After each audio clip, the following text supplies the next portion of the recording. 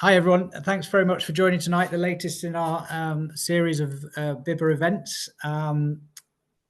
I met Peter for the first time last week, actually, and immediately got involved in a very deep and insightful conversation with him, which left me really looking forward to this session. For those who don't know Peter, he's been keeping his own localised bees for the past 20 years or more, and for the last decade has been involved in judging honeys at shows up and down the country. And that led him to take a course in Italy, in Bologna, on sensory analysis of honeys, which is all about profiling honeys using very careful and precise methodology of how to do it. Anyway, I'm not going to do this as much justice as Peter will, so I'm going to hand over to him just to say, if you've got any questions as the meeting goes on, pop them into chat, and we will put them to Peter at the end. Peter, over to you. That's great. Thank you very much, Steve. Good evening, everybody. It's a great honour and privilege to be here this evening. Thank you very much to BIBBA for inviting me to present this talk. Thank you to Roger, Martina, and Steve for all their help and support. We're getting some over voice here. We'll rattle through. I'm hoping we'll get some question and answers, bit of discussion going at the end.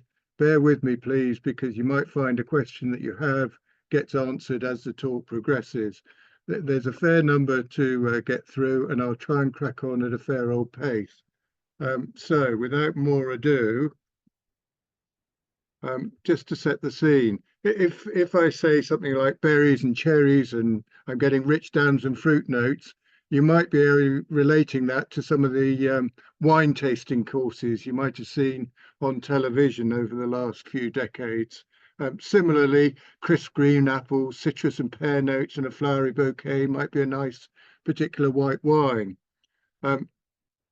But quality is a given, it's expected, especially if you've bought and paid for something these days. You expect it to be up to the mark, certainly in wine terms, drinkable, and virtually anything else you buy to consume. Descriptions like it's nice and good, let alone what the bottle or the label says, for example, doesn't really cut it as far as telling you anything about the product itself. What it tastes like, what it tastes of, why, what it might go well with, a white wine with fish or chicken, for example, or a red wine with a hearty stew.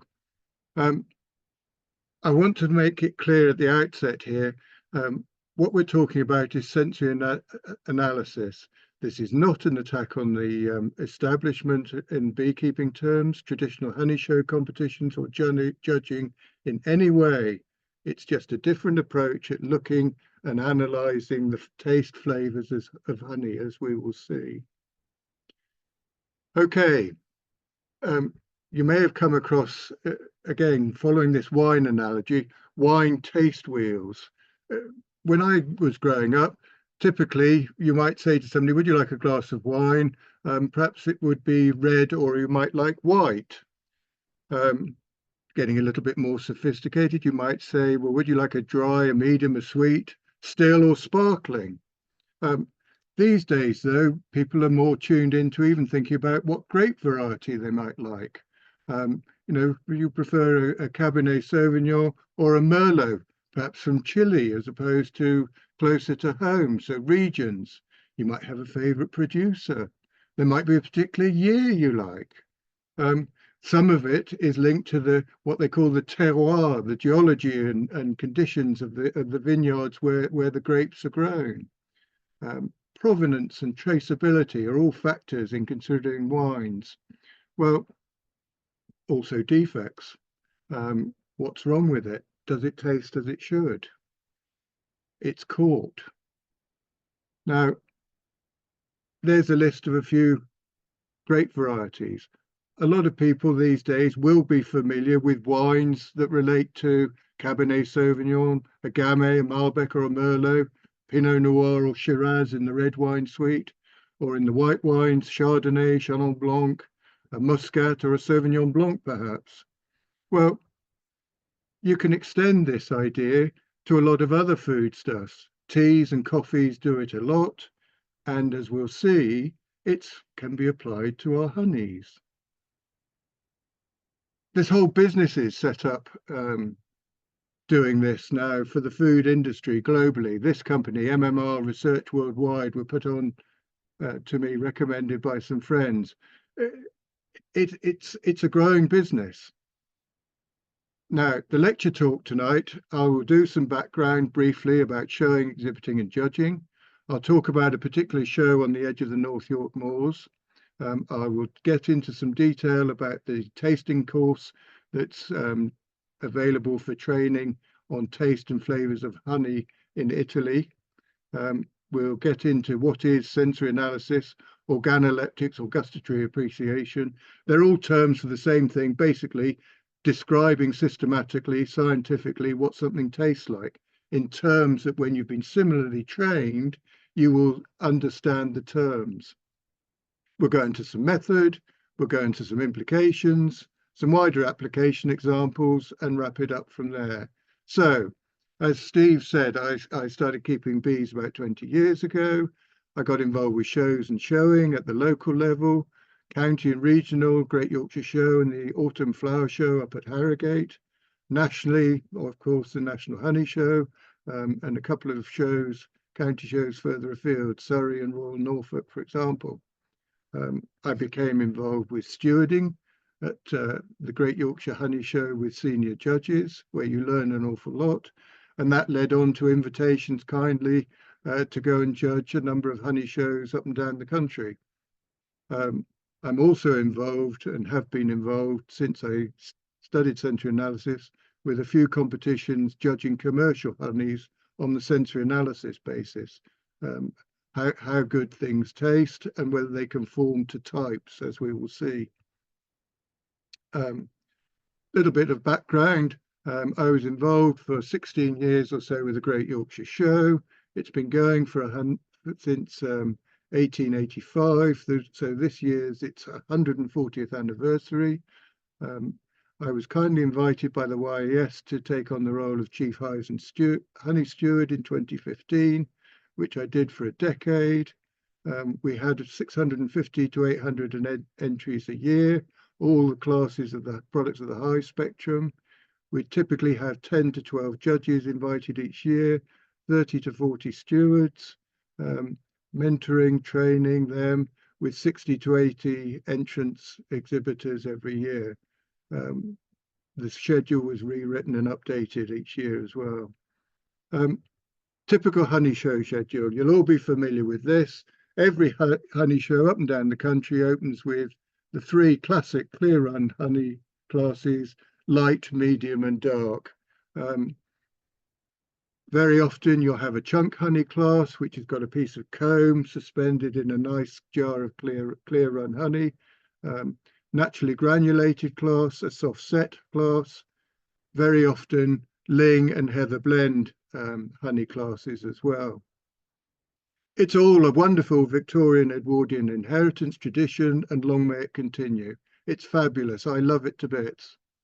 But there is one rider. The focus is very much on preparation and presentation, again, as I will illustrate. One of the examples being these classifications of light, medium and dark. It's rather an arbitrary differentiation. When you go to abroad and further afield, you tend to find honeys are graded in 7 different categories, which are scientifically measured according to a Fund scale, where you use an instrument called a photometer. Broadly, they compare to our light, medium and dark classes, 1, 2, 3. You need an instrument to measure the one accurately. You need a pair of Bernard diapers, grading glasses for the latter. Difference in price about 15-fold. A photometer is terribly expensive, so it might explain why we just stick with 3. As we said, great tradition with the focus on preparation and presentation, which is conducted first, but not necessarily what's in the jar itself, which of course is going to be the honey. So why do we have traditional honey shows? They were set up along with the foundation of agricultural and county shows in the late 19th century and early 20th, coinciding with the switch from traditional skep beekeeping to movable frame husbandry and practices. Harvest, extraction and preparation standards were obviously important, particularly if you bear in mind that a lot of the iron used then was galvanized, for example, rather than being stainless steel. People didn't have access to so much glass and ceramic, which make our processing of honey so much better these days. Presentation is important on the show bench, matching jars. Numbers on the bottom used to be a big thing. It's being phased out now as being less important, but lids, fill level, etc. The visuals you inspect for appearance, brightness, color, clarity, but there's minimal tasting of the honey itself. Now this came home more and more as time went on with the Great Yorkshire Show, and you'd quite often go round after the judging and have a look, for example, at soft set and naturally granulated. If you started lifting the lids, you could see that quite a number of the exhibits hadn't had a divot even taken out of them. So they'd been passed over for visual faults rather than necessarily the taste itself. It's a generalization, but one begins to feel that we're not ascribing flavour of floral types to our honeys anymore, as much as we certainly did in the past. But it's not because it's not there. So if you want a bit of fun, these shows, Jane Horrocks and Esther Cole's recordings are fabulous. There's a great one from 2021 where 20 clear run honey in a medium class are whittled down to just 3 to being tasted. So 85% of the honeys on the show bench are not being tasted. It's fine, but if you want to know something about the taste of the honey itself, you need to look a little bit deeper. Now, this is an example from the National Honey Show, fabulous class number 5, where a great friend, judge of mine, diligently, painstakingly works their way through 62 entries in 2018, for example. And I think recently it's getting even higher number of entries, and records a comment on all these different categories across the top: presentation, cleanliness, clarity, viscosity, some general comments. But the two I want to focus on are aroma and flavour. Some lovely adjectives here: pleasant, strong, excellent, medium, summer flowers, very nice, delicate, tasty. They're all great, but have you got any idea what the honey tastes like? No. So we will go on. 2,000 years ago, if you were watching University Challenge last night and preemptively, you'd have got this answer. Chap who wrote a book, De Re Rustica, was Columella. So he was a prominent Roman writer on agriculture and farming, living near Rome. Now, he wrote in his book number 9, which dealt with on beekeeping, time yields honey. I'm translating the ancient Latin, you understand here. Time yields honey, sorry, or time yields money too, with the best flavour. The next best, a Greek savoury, wild thyme and marjoram. In the third class, but still of high quality, are rosemary and our Italian savoury. So this chap, 2,000 years ago, is already ascribing honey flavours to the botanicals, floral taste flavour preferences, some provenance information, origin, seasonality, and some concept of rank and rating, a concept of good, better, best coming through. In the Middle Ages, I'm sort of escalating through some history here, European trade in honey as a sweetener, because they didn't have sugar like we do today, and beeswax for candles and light was very strong.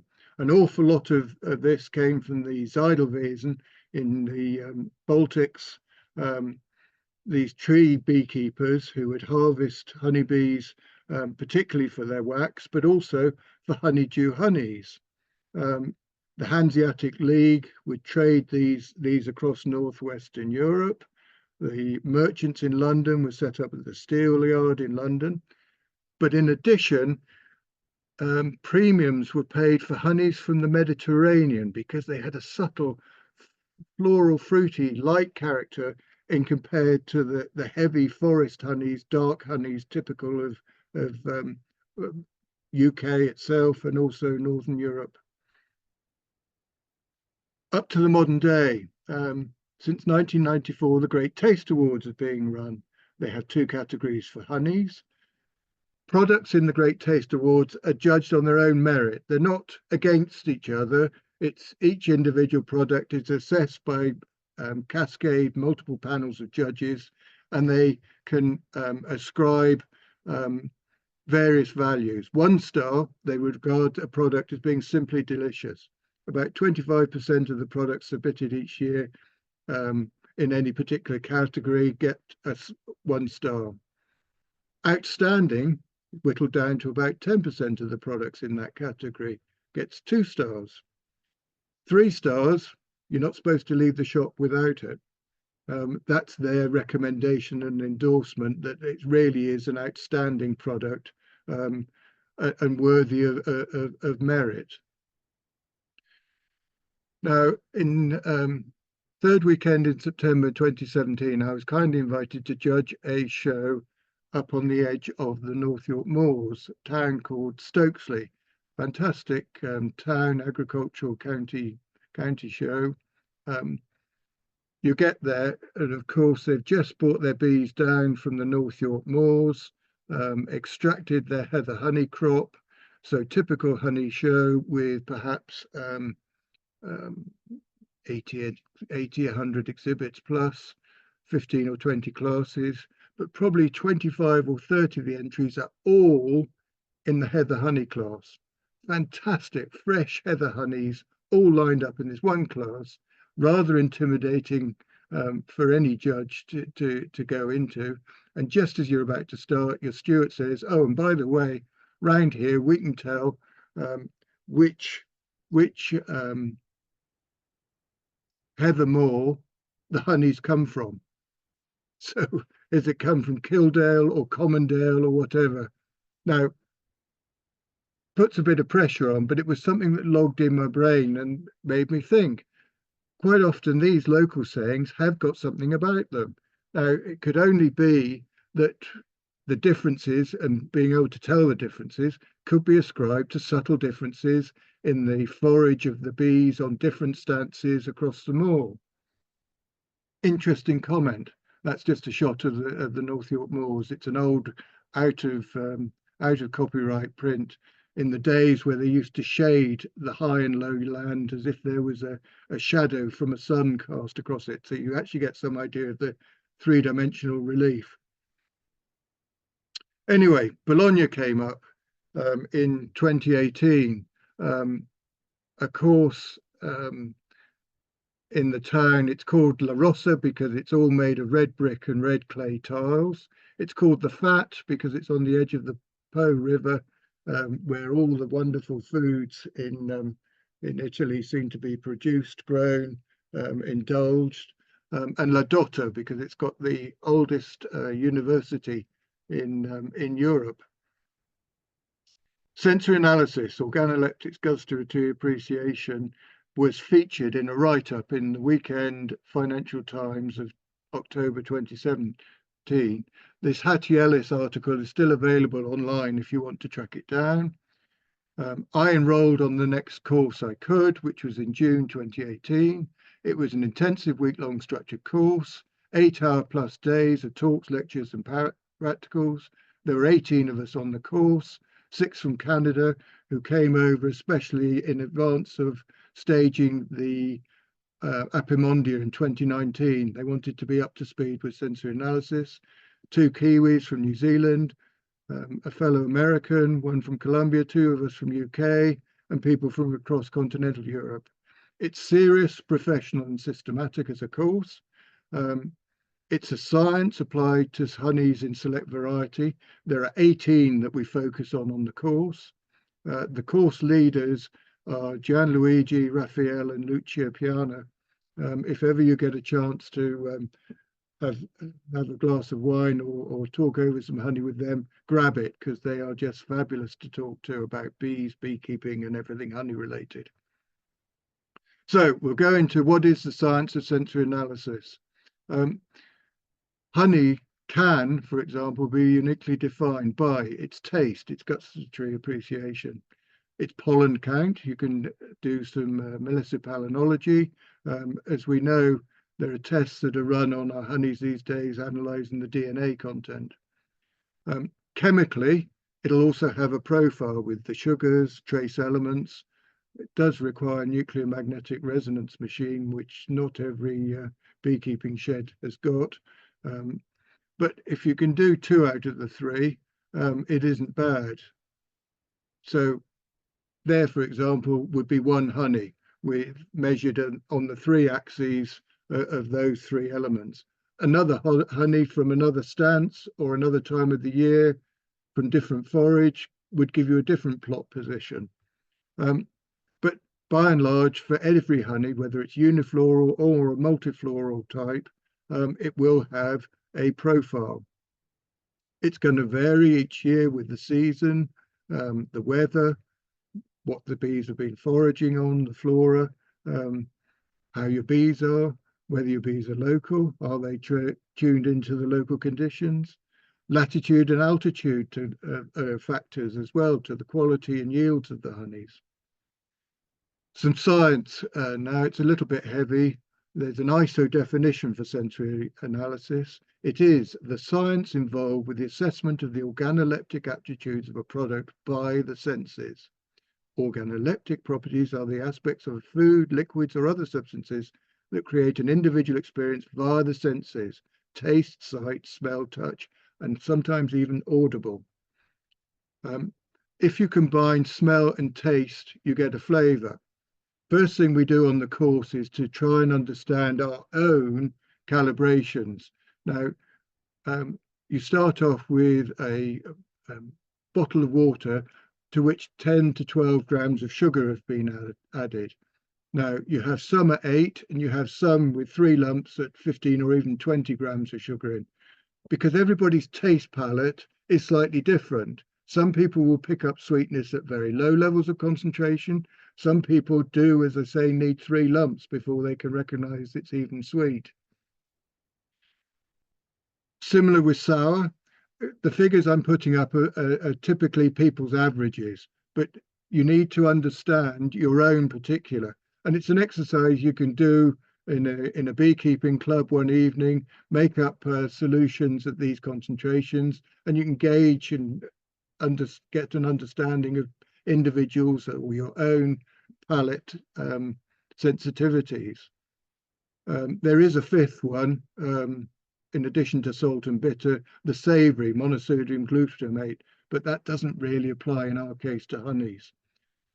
What you'll notice is the sour and bitter we're particularly sensitive to, and that reflects our evolution likely from being hunter-gatherers, where if we picked an attractive looking berry but found it sour or bitter, we could quickly spit it out, because likely, being sour and bitter, it was also poisonous. So that's step one in getting to understand your own palate as you progress with systematic scientific tasting. Now, a couple more ISO definitions. Odor is basically what you get when you sniff something. So it's a orthonasal, it's the front of the nose. So if I take a honey and sniff it, that's what I'm getting. It's what does it smell like. Now, aroma, though, is this attribute which you get at the back of the nose when tasting. So the best way to illustrate that is if you take a sample of a honey, you pop it on a tasting rod, which I happen to have here. I don't know if you can see that.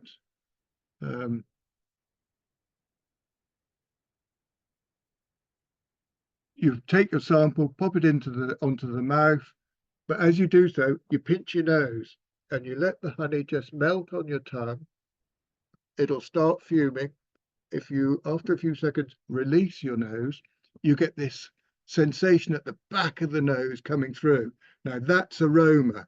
It's not the smell, it's the combination of your mouth and tongue and palate, plus going back into the back of the nose. So flavour then is a complex combination of smell, the taste, all those factors coming together. Other sensory factors to be aware of, we eat with our eyes. What something looks like very much influences what we think it's going to taste like. Will we like it or not? There are other issues, spicy hot, tannic, which you get from well-mashed tea, savoury, which we've mentioned. Texture affects our assessment of foodstuffs. I mentioned audible, snap, crackle, pop, Rice Krispies, great piece of marketing advertising. It's a sensation, again, to appreciate as part of gustatory appreciation. We're also all subject to influence, peer opinion, comments and remarks. You know, oh, that looks nice. Oh, doesn't that smell lovely? All things to bear in mind, particularly when you're stewarding and judging. So what is honey? The Codex definition, you all know it. It's the sweet substances produced by honeybees from the nectar of plants or the secretion of living parts of plants or excretions from plant-sucking insects and the living parts of plants. Essentially, it's got two main sugars, fructose and glucose, up to 10 minor sugars. Usually, as long as taken off ripe, it's less than 20% water content. There could be up to 200 major constituents, trace elements, etc., also present in the honey. And it could have 500 volatile compounds, including esters. Now, we'll have a look at esters because esters are what impart the flavour and perfumes of products. Organic chemistry, acid and alcohol equals an ester. It was A-level chemistry. It took me right back. It occurs naturally as the essential, in part of the essential oils of plants. It can be produced artificially in the laboratory. It's used in artificial flavorings, industry and perfume fragrances. It's the building block of polyesters. And because they're all stuck together in long chains, hey ho, polyesters don't smell. It's responsible for the sweet, fruit and floral-like odours and aromas that we associate naturally. Fruits, raspberry, for example, very complex, contains hundreds of components just to achieve a raspberry flavour or taste or smell. Pear drops you're probably familiar with, which is isoamyl acetate or ethyl acetate. We'll look at that in a minute. Honeybee pheromones in parts per millions are esters. What's happened here? Sorry. Pear drops we mentioned, bees we've mentioned. We pick up these, and also the bees do it, tiny parts per million. We're very sensitive to these things, plus or minus everybody's individual susceptibility. The honeybee sting pheromone, I think, is linked to IPA. It's that banana warning smell you might get if you open up a hive. Move on with the lecture talk. Sorry, I'm aware time's moving on. I think we're okay still. Method, what and how? How's it applied? How's it done? Well, as I mentioned, the course features 18 monofloral type Mediterranean honeys. It's a bit like learning to speak a foreign language. It's about listening and repeating, well, and an immersion. In this case, training the palate, taste, describe, discuss it, cleaning the palate between times with a slice of green apple or dry cracker, plenty of water. Then try the next and another, do it again and again. It's the apprenticeship. The more you do it, the better you get, and you start to get into a groove and recognize the honey types very quickly, both at their smell, but of course at their taste. Here's a list of the 18 core honeys that the course focus on. Some are familiar. We know, for example, dandelion in UK. We certainly know heather, but tend to be associated with Ling, Calluna vulgaris here, rather than some of the Erica species, Arborea, etc., that they have in continental Europe. Lime trees, Tilia, very common. Sweet chestnut, if you're lucky. Sunflower sometimes, if you move your crops around. And of course, oilseed rape or canola. But there are a few exotics. Global warming means we don't have citrus orchards here yet, oranges, lemons, and limes, but maybe one day. There's some false friends like honeysuckle. I thought, oh yes, Lonicera honey, that would be very nice, but it's not. It's a different product. So again, it highlighted the need not only to use English names, but also to go back to the Latin taxonomic names of plants so that you didn't get confused. We looked at some honeydew honeys. There's obviously herbal honeys like thyme. There's some exotics, tree of heaven, the strawberry tree, which does grow in southern England quite well. And I know London honey beekeepers managed to get a crop from the strawberry tree. Very, very strong, distinctive bitter taste. We use a taste wheel that's been designed by the International Honey Commission to give us a nomenclature, a standard nomenclature for describing honeys. The inner circle has 7 characteristics for honeys. Floral, fruity, warm, aromatic are all positive core attributes of honeys. Once you start getting into vegetal and chemical, vegetal could be tending towards some problems. Chemical certainly could indicate contamination, smoke, for example, or medical treatments. And if you get to animal sulfurized, proteic, valeric, spoiled honeys, you're getting into the fermented, contaminated honeys. But that gives you a whole spectrum to begin to describe. There are more complicated versions of this that have a third outer circle and can divide up to getting on for 100 characteristics. But even for me, that gets far too complicated. So you do the tests. You need a nice room temperature environment, good illumination, light colored walls, no odors or smells to influence when you're doing the assessment of tasting yourself.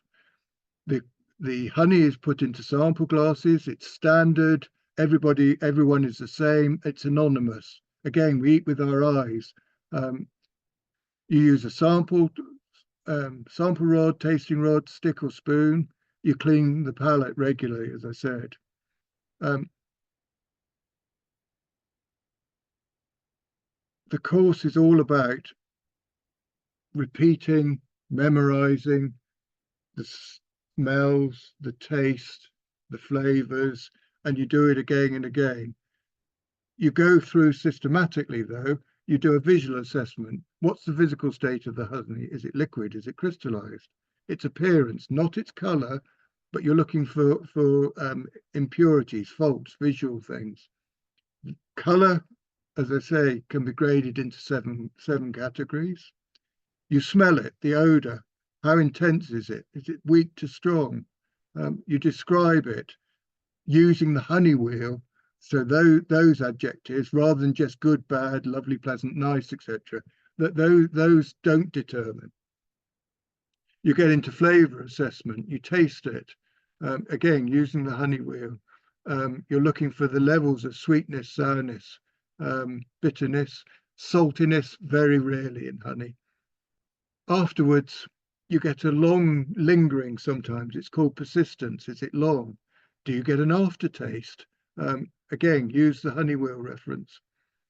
Other sensations, it might be piquant, it might be refreshing. It's got some glucose crystals that melt and cool the mouth. If there are a hint of metallic, it might be contaminated with, it's come into contact with some iron somewhere and would be described as a fault. Texture assessment, viscosity, consistence, liquid, fluid, normal, viscous. Is it crystallized? Is it granulated? How soft or firm is it? What shape are the crystals? What size are the crystals? What's the mouthfeel? Quite often, if you get large glucose crystals, they can be quite sharply pointed, rounded, the size of hailstones. We'll have a look at some of those in a minute. The samples are all prepared in wine glasses for the sake of a training course. If you were doing this professionally, you would have the honey put into a dark blue container, so you wouldn't be influenced by what it looked like necessarily.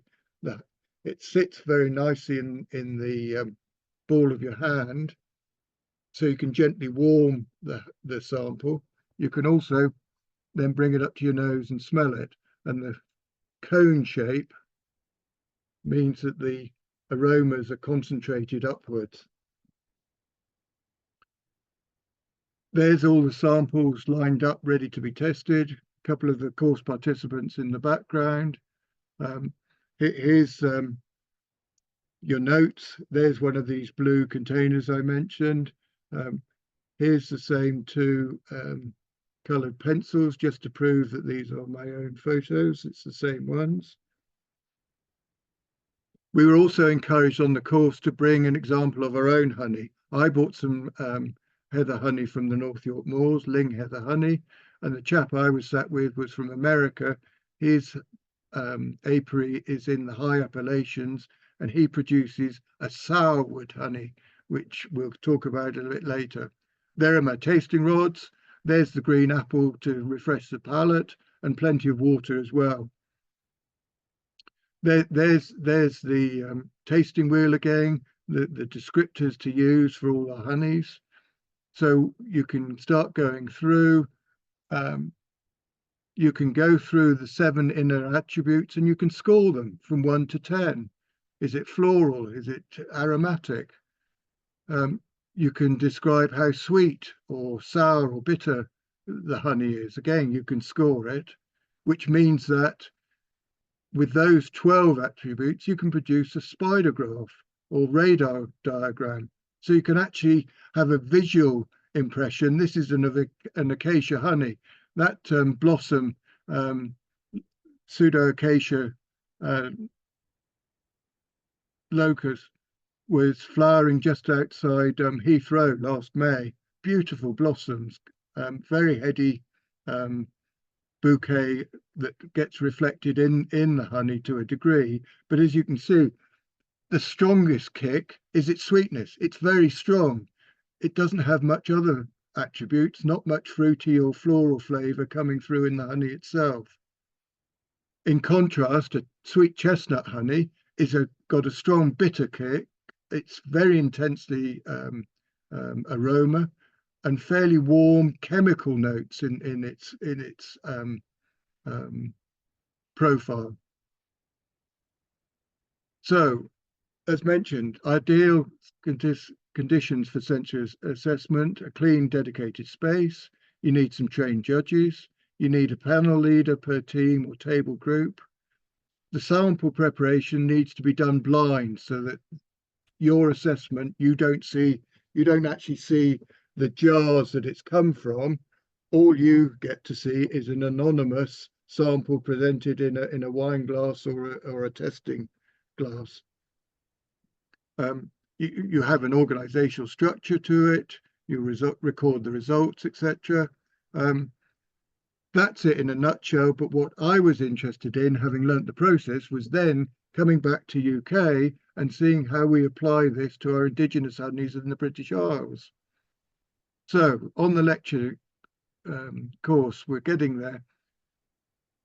From the course, you can produce a profile of type honey. So for an orange citrus honey for the Mediterranean, it tends to be light to white, light amber color, crystallizes quite quickly. It's got a very fresh, floral, fruity smell, like orange flowers. The taste is similar to that. It's moderately persistent. It's a very popular sweet honey, goes well with fruit and yogurts. So once you've got a profile, that gives you a yardstick. So you can take other honeys and compare them to what you expect. So in a class of orange honeys, you can say, right, I know what a citrus Orange Grove honey should taste like. So how does this sample compare against the yardstick model? You can score that. It's correspondence. Is it close in smell and taste flavour or not? Are there defects? Are there any impurities, inclusions, wax, fibre, hair, bee bits, something live? It's exactly the same as things that are looked for in UK. Is it fermented? Is there any hint of smoke? Thymol treatment, for example, metallic contamination, any other things, all of which might mean that points are deducted or a disqualification. Alternatively, on unifloral type and multifloral honeys in their own right, you can score them on their visuals. You can give them a score for the smell. You can taste aroma score for the characteristics we've discussed. You can give some texture marks and overall impression. You can mark it out of 100, which percentage is it. But you're giving about 60% of the marks assessment in this way to the actual characteristics of the honey itself, rather than what it looks like or anything else subjective. With that score, you can award prizes, medals, whatever you want to call it, but you don't have a first, second, third. There's no hierarchical cascade to assessing honeys this way. There's no best in show winner, but it's more like the Great Taste Awards approach that we mentioned earlier. So in summary, applying sensory analysis score weighting, 6 out of 10 of the marks are weighted to what it actually tastes like, the taste, flavour, aroma properties. The advantages of this approach means it's a scientific, quantifiable approach method. It's objective, it's impartial, it's repeatable. Trained judges, given the same sample again and again, will come up with the same score for the same sample. It's systematic, it's consistent with the descriptions. You can measure the data presentable in a chart or a graph, and quantifiable. Why did the Italians do all of this? Well, because 30 years ago, their market was under attack. This is a downtown delicatessen in Bologna, featuring all the different types of Mediterranean honeys on the shelf, neatly stacked in 500-gram jars. They wanted to add value. There are 35 to 40,000 bee farmers in Italy, but they were under existential threat from cheap imports. Lower cost honeys, adulterated, cut with sugar syrups, with retail prices far too low to be sustainable to earn a living at. So what the Italians started doing was educating domestic Italian customers with the type honeys that were typically produced in Italy, so that they would start to seek those out preferentially. They stimulated the demand and secured their market, so that the honey prices 5, 6 years ago now were already 1.5 to twice the prices we typically get in UK. But this problem is now global. Everywhere's got it: Canada, Australia, Europe, UK. Why? Well, honey, unfortunately, is the third most adulterated traded foodstuff in the world after wine and olive oil. It can be cut with water if you get it down to a nice low 16-17% water content. Traders could say, well, I can still legally add 2 or 3% and it will still be under the 20% water content. More seriously, honeys are seriously cut with sugar and starch syrups, corn syrup, sugarcane syrup, C4 pathway plants.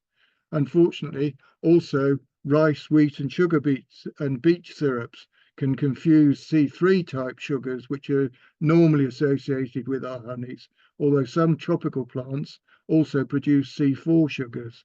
So it's complicated. We know it's tricky.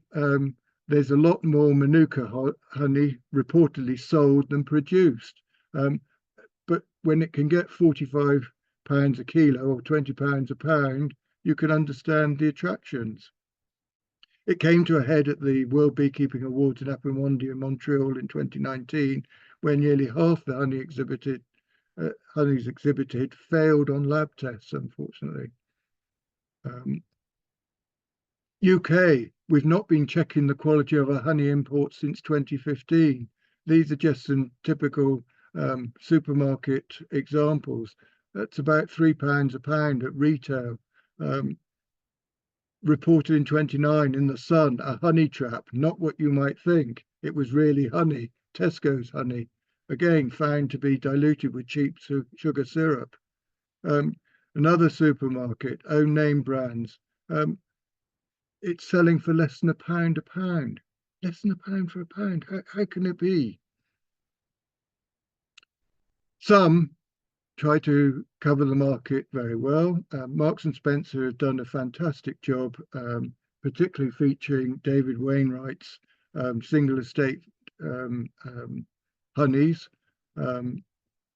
Very, very good example. But they also had last year and the year before some crunchy heather honeys, which had great big hailstone glucose granulations in it. And it just shows you something which on the show bench for crystallization would be marked down severely.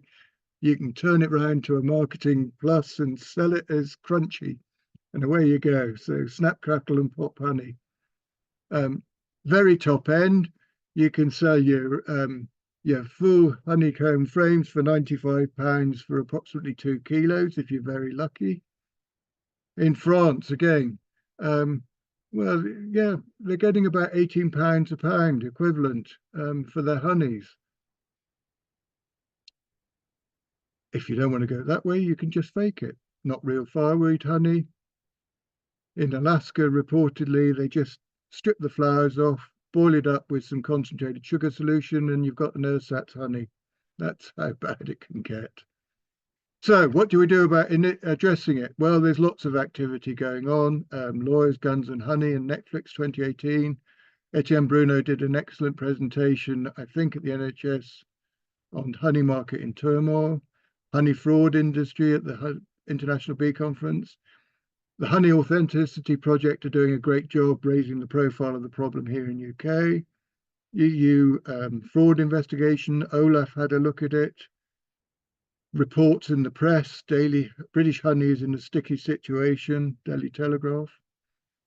It's a big issue, but we'll go back to the importance, advantage of sensory analysis now in addressing it. In UK, what do we do in compared to in the Mediterranean? They have this delightful opportunity of getting singles type honeys, monofloral honeys in profusion. UK, our seasons tend to overlap more, so it's more difficult to get single examples other than well-known oilseed rape, for example, or of course the ling heather from August, September up on the moors if you take your bees up migratory beekeeping. But there are lots of potential big crops that can give identifiable flavours in our British honeys. As I said, most of our UK ones are multiflorals rather than uniflorals, but you get some lovely natural blends in the season. Lime and bramble, for example, typically flower in my part of the world late June, early July, and you get a natural blend. It's a lovely honey. End of the season, I can get a ling and Himalayan water balsam blend as well.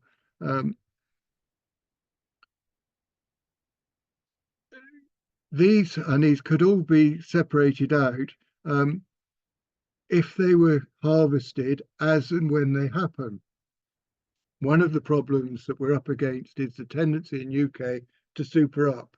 So we put on, end of the season, take them all off, have a mass uncapping, big extraction, spin it all out, tip it into the settling clamp, and what have we got? A blend. So we've lost all those individual flavours potentially. But this is a fantastic example from Paul Horton, who's a bee farmer in Lincolnshire, who does practices migratory beekeeping.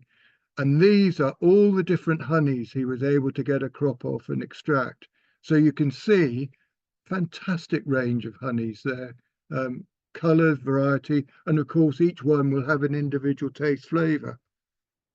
I've tried drawing up how our forage in UK, natural forage, commercial crops, from lay crops and pollen sources unfold through the season.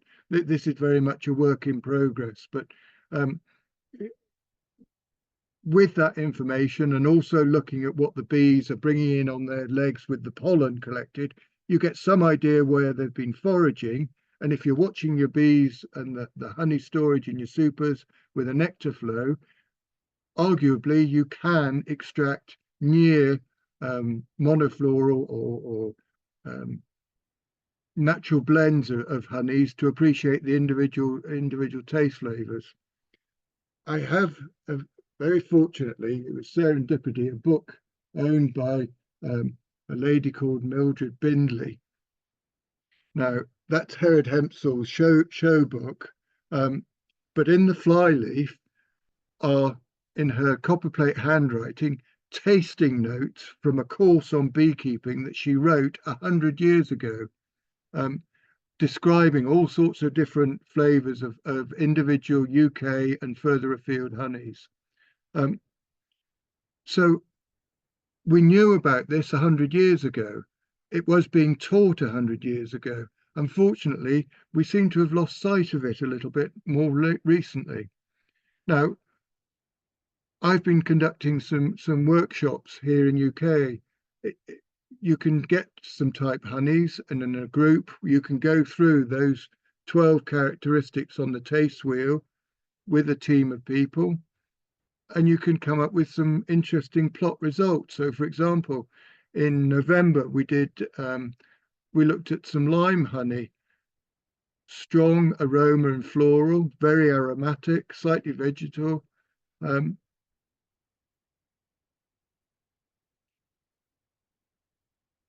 Compared to a blend of a lime and bramble honey from a local supplier, which had a stronger floral fruity click in it. So you get slightly different change plots from different types of honeys. A couple more examples. This is an ivy honey, very bitter, sweet, no floral or fruitiness to it. Oilseed rape, canola, very vegetal, strong cabbagey smell, and very sweet, high glucose content. They were honeys from Paul Horton in Lincolnshire. This is a multifloral wildflower honey from Cumbria that had gone through the gate taste judges. Some of their comments are there.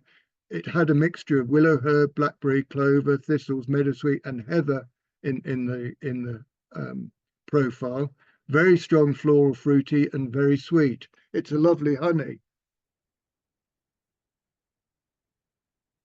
So what does this, how can you start using this information? Well, you can think about food pairings. For breakfast with fresh fruit and plain natural yogurt, you don't want a strong flavored honey. You want something that's sweet that will bring out the other flavors of what you're eating. So black locust, acacia, citrus, or borage honey, for example, might be good. How about in the summer for some fresh figs, drizzled with a median summer multifloral honey, with the salad of chicory, walnuts, parma ham, strong blue cheese. Use heather or sweet chestnut, stronger flavors for baking our honey cakes. This one I cooked on Saturday. It's a reduction of heather honey in the juices from roasting some sausages, butchered sausages, roasted fennel, celery and shallots.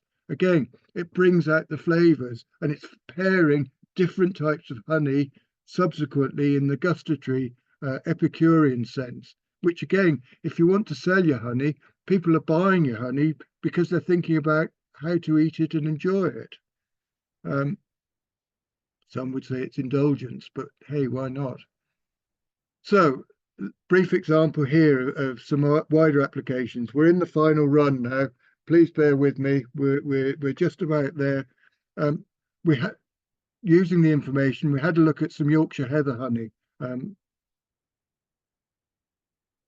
These are typical areas of ling heather moorlands across UK.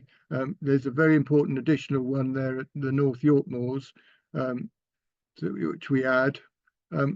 Here's Yorkshire. Using my contacts from the Great Yorkshire Show, we collected up, I think it was 15 samples from stances all across the North York Moors, the Pennines, from the Dales through the mid-Pennines down into the Peak District, and also some lowland heath out to the east of Doncaster, which also yields quantities of ling heather honey. Collected up the samples. There you can see some jars off to the left in the picture. They're slightly fudgy looking. They granulated set quite early on. Here's some more. Here's the range to the right. Then the more traditional thixotropic gel-looking honeys that we associate with type heather honey. There they are again off to the right. You can see my trusty tasting bowl and tasting spoons there and notes.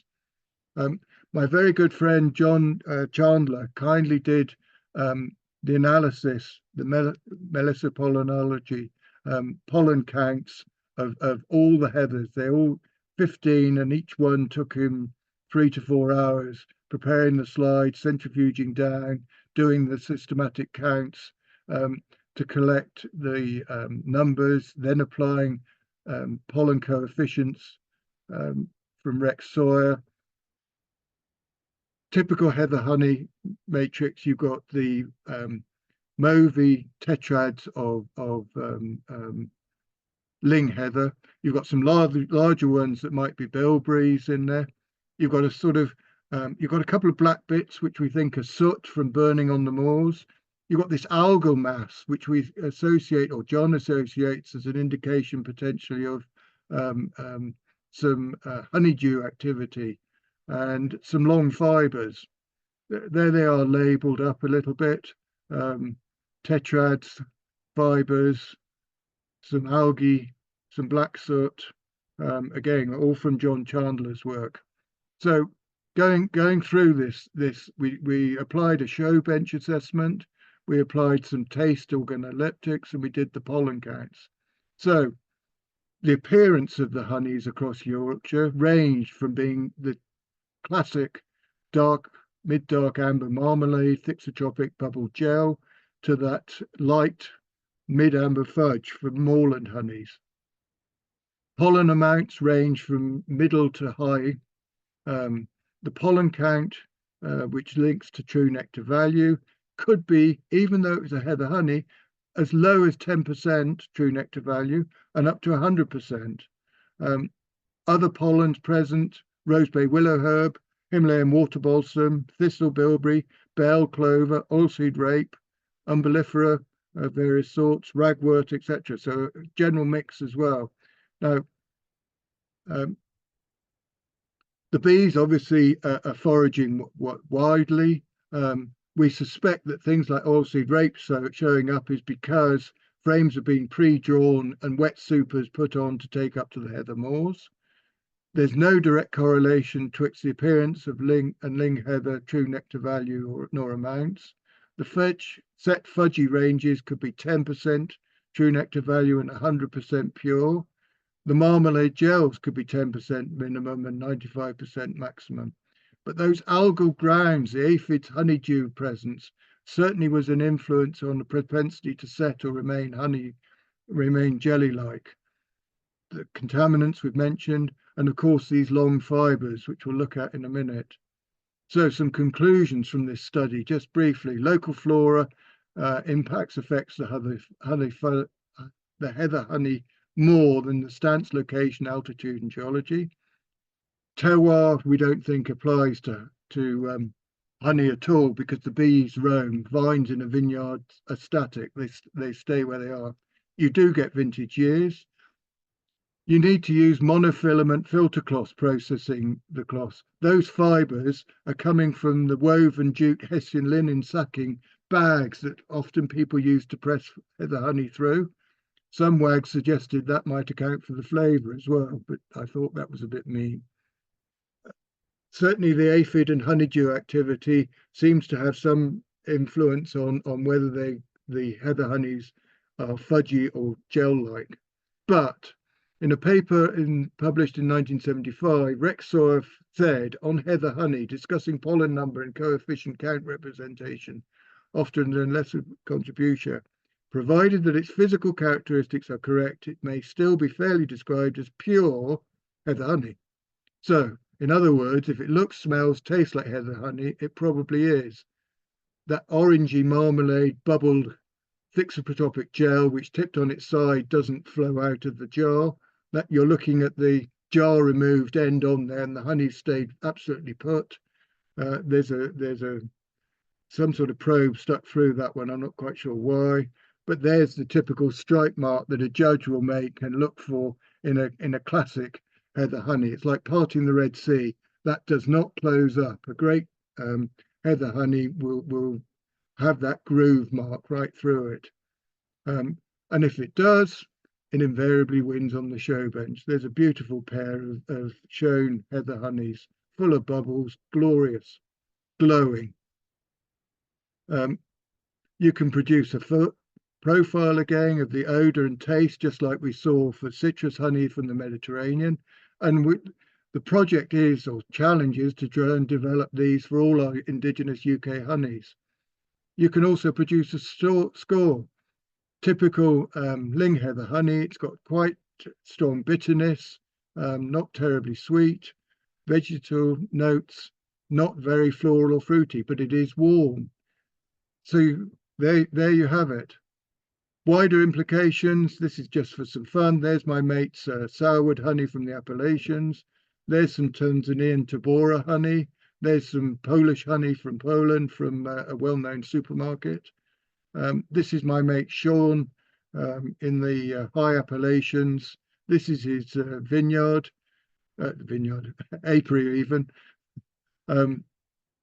Fantastic views. I'm not sure about his marketing, but he says he has to use an image like that to appeal to his customers in the deep south of the States. There it is, sourwood honey from his bees. When you go there, he says, hold on a minute, I've got to switch the electric fence off on the outside. Why is that, Sean? Well, that's to keep the bears out. He switches it off. So you say, well, come on, let's get round. Just wait a minute, we've got to check each hive now underneath. Make sure there's no copperhead snakes. So if you think beekeeping's a challenge in UK sometimes, think about that. Glorious Tasmanian leatherwood honey, unique flavour. I lived in Australia and worked as a geologist for a while, and I was reminded of how much I appreciated leatherwood honeys by a very good friend quite recently. You get involved in projects checking out honeys from Chile, Olmo, and Greek honeydew. Supermarket wanted to combine honeydews with yogurt, which not a really good combination, in my opinion.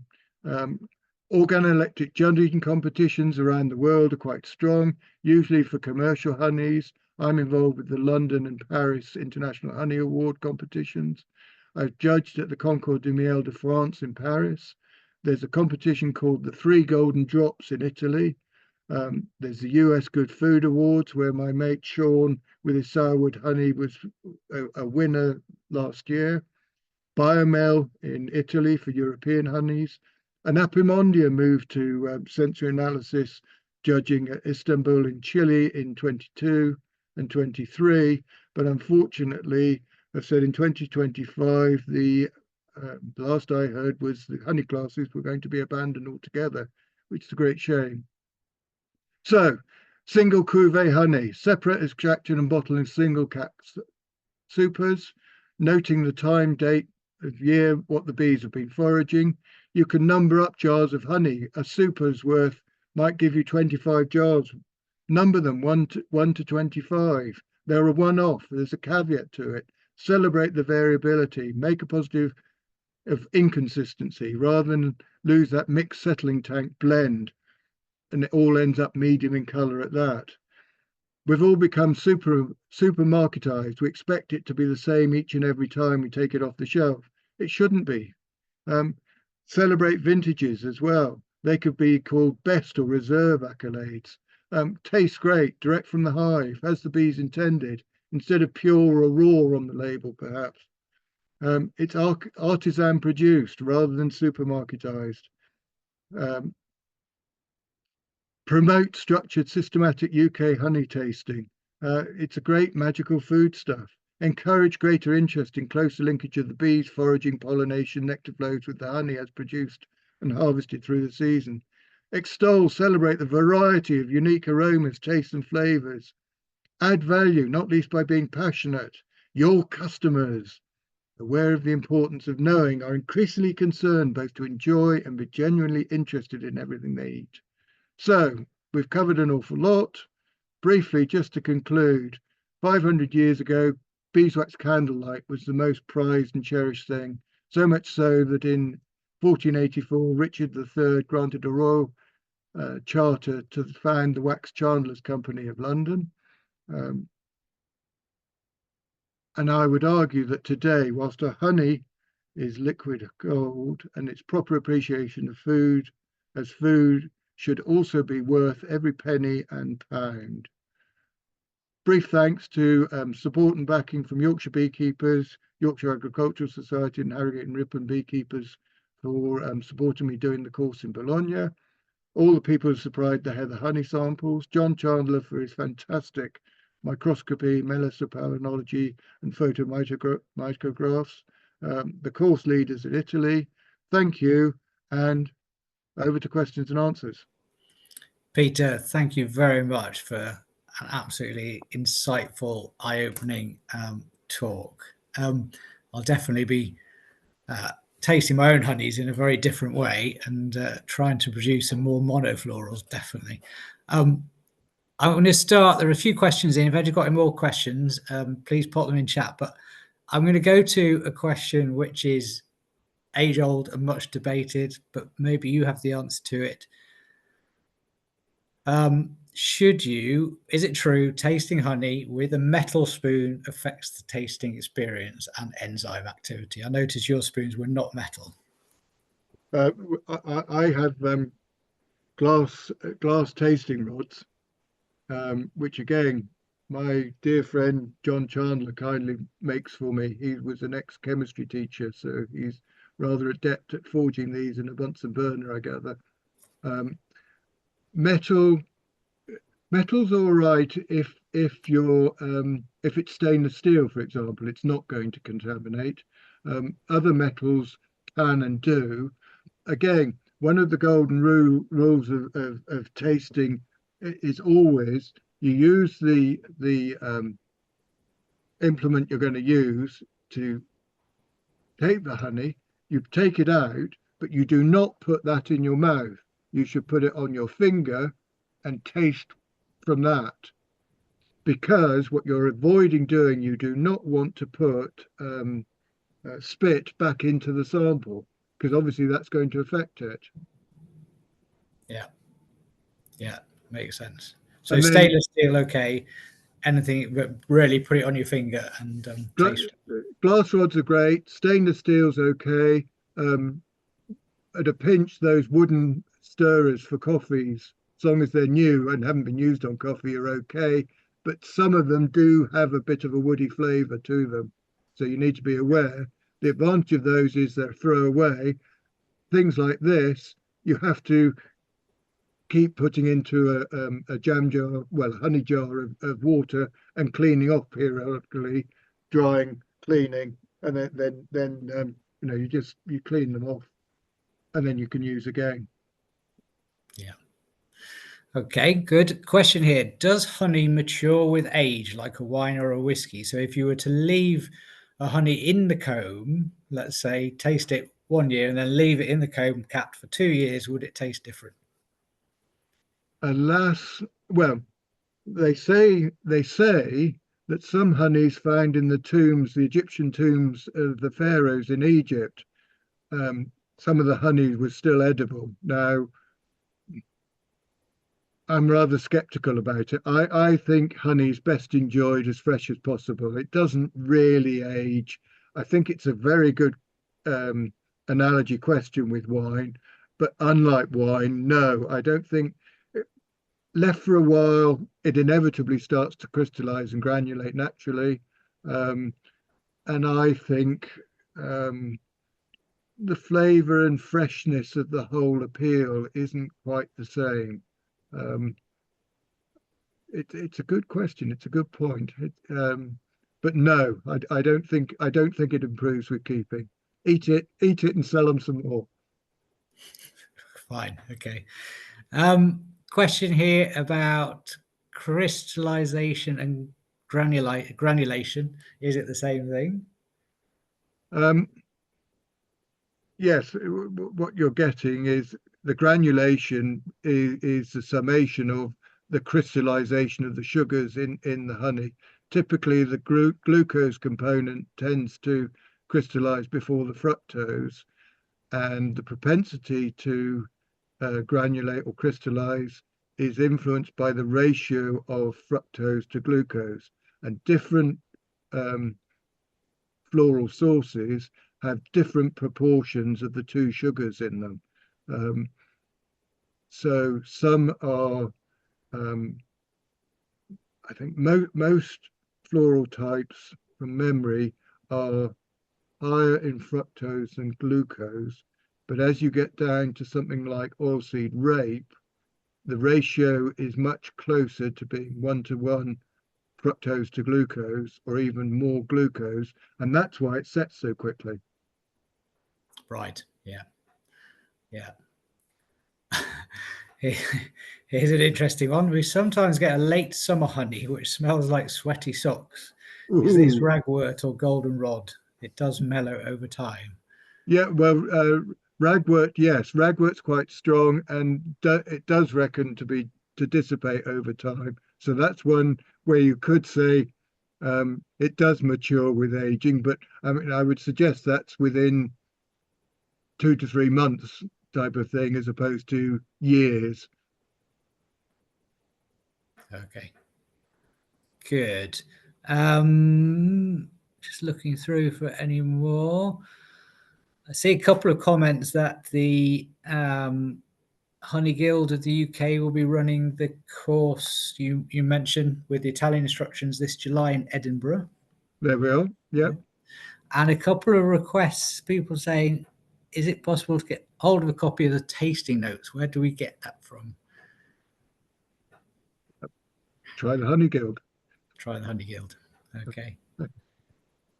I am available for talks and workshops if people are like to stage their own. Good. I think there are books about it. I've actually in October 2018's edition of Beecraft, there's a 3-page write-up on the whole thing with tasting notes. So I think that is available online still. Oh, okay. I think we have all the. Oh, someone talking about the terroir and the taste Yes. of honeys. So, have you tasted honey from heather growing on rock rather than moorland? We managed to do this 15 or so samples from across Yorkshire. I would love to see that extended countrywide. I think there's a lot of work there.